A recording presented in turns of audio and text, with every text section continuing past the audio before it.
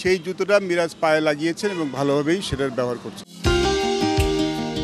Tiger ক্রিকেটের নতুন মানিক জোর। একসময় সাকিব তামিমের মাঝে দেখা যেত এমন দহরম মহরম। এখন সময়টা শান্ত মিরাজের। ক্যাপ্টেনের সেরা অস্ত্র ডানহাতি অলরাউন্ডার। নানা সময় শান্তকে উপদেশ দিয়েও চাপমুক্ত রাখেন সহ অধিনায়ক মেহেদী মিরাজ।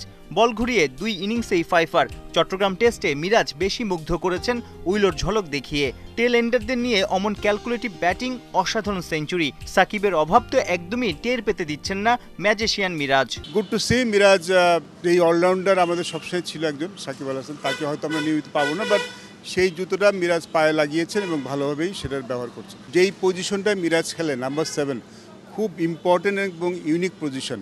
এইখানে রানটা কিন্তু অনেক সময় ম্যাচের পার্থক্য করে দেয়।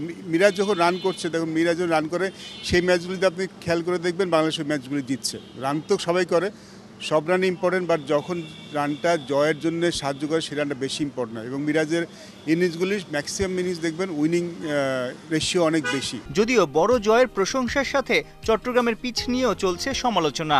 সিলেটে স্পোর্টিং উইকেটে লজ্জার হারের পরও ক্যাপ্টেন শান্ত প্রেস কনফারেন্সে বলেছিলেন পিচ নিয়ে একই পরিকল্পনায় এগোতে চান। অথচ হোয়াইট ওয়াশ এড়াতে সাগরিকায় ফিরে এলো স্লো লো টার্নিং উইকেট।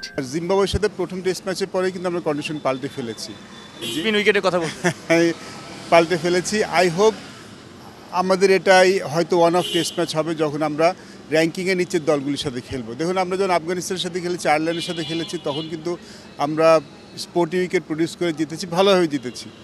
সো একটা ম্যাচ আমরা হেরেছি বলেই যে আমাদের পুরনো কনসেপ্টে ফিরে যাবে, কারণ আমরা একটা অবস্থায় চলে গিয়েছিলাম যেখানে আমাদের কন্ডিশনের উপর নির্ভর করতে হচ্ছিল না ম্যাচ জেতার জন্য। যেখানে বাংলাদেশে একটা সময় ছিল না বাংলাদেশের ম্যাচ জেতার জন্য কন্ডিশনের উপর ডিপেন্ড করতো, সবাই সেটাই বলতো, বাট সেখান থেকে কিন্তু বাংলাদেশ আস্তে আস্তে বের হয়ে আসছিলো, বিকজ আমরা কিছু খুব ভালো ফার্স্ট বল প্রডিউস করেছি। বাংলাদেশে একটা কথা না, বাংলাদেশ কিন্তু ঘরের মাটিতে ভালো খেলে, বাইরের মাটিতে ভালো খেলে না। বাংলাদেশ কিন্তু ঘরের বাইরে খেলা ভালো খেলা শুরু করেছিল, বিকজ আমরা ওই কনসেপ্টটাতে বের হয়ে আসতে পেরেছিলাম।